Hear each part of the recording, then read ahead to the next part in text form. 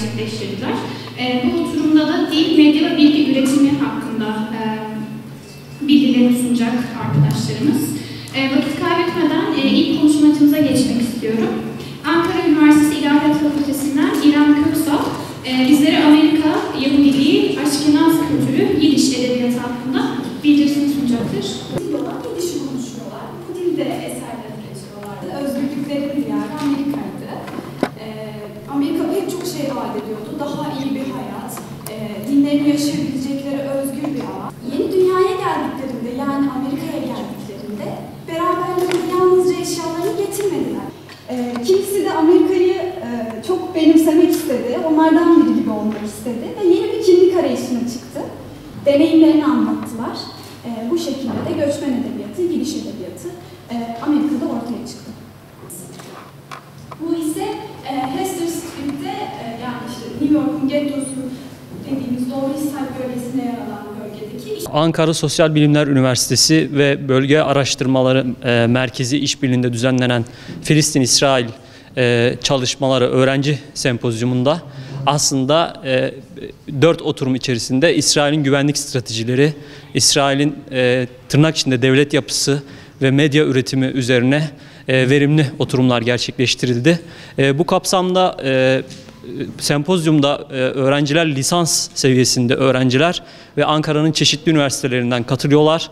Öğrenciler Bölge Araştırmaları Merkezi'nin ilk dönemini başarıyla tamamlayan öğrenciler ve bu dönem sonu itibariyle de İsrail üzerine çeşitli sunumlar yaptılar sempozyum kapsamında. Biraz bu öğrencilere değinmek istiyorum. Bölge Araştırmaları Merkezi 2024 Kasım ayı itibariyle faaliyetlerine başladı. Öğrenciler yaklaşık 1237 kişi arasından seçildi Türkiye çapında. Bunlardan yaklaşık 30 kişi uygun olarak programa başladı ve nihayetinde şu an A2 seviye İbranice ve aynı zamanda A2 seviyede Arapça dillerini öğrenmekteler. Bununla birlikte de uzmanlık okumaları sürdürülüyor. Yani genel olarak Bölge Araştırmaları Merkezi'nin aslında faaliyetleri bu şekilde. Ankara Sosyal Bilimler Üniversitesi ile imzalanan protokol dahilinde de bu sempozyum gerçekleştirilmiş oldu. Sempozyumun amacı aslında uzun süredir İsrail'in Gazze'de sürdürmüş olduğu soykırım politikalarını daha teknik ve daha detaylı, kapsamlı bir şekilde ele almaktı. Bu anlamda uluslararası hukuktan güvenlik stratejilerine, aynı zamanda bölge stratejilerine uzanan kapsamlı bir sempozyum programı düzenlemiş olduk.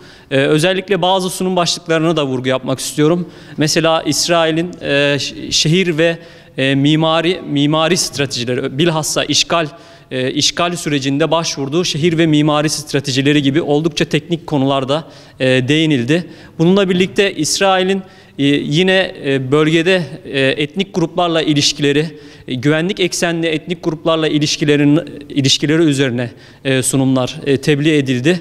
Ayrıca Gazze'de işlenen savaş suçları üzerine uluslararası hukuk perspektifinde bir değerlendirme yapıldı. Genel anlamda kültürel alanlara da yani dil, medya ve kültürel alanlarda da bazı tebliğler gerçekleştirildi. Bu kapsamda İbranice dilinin yükselişi, İbranice dilinden hareketle nasıl bir kimlik oluşturulduğu ve bu İsrail nezdinde bu Yahudi toplumlarındaki seçilmişlik algısının bölgeye ne derecede etkiler oluşturduğu, olumsuz etkiler oluşturduğu, bölgenin istikrarına nasıl zarar verdiği konusunda aslında oldukça teknik konular üzerine duruldu diyebiliriz. Bu oturumda da dil, medya ve bilgi üretimi hakkında bilgilerini sunacak.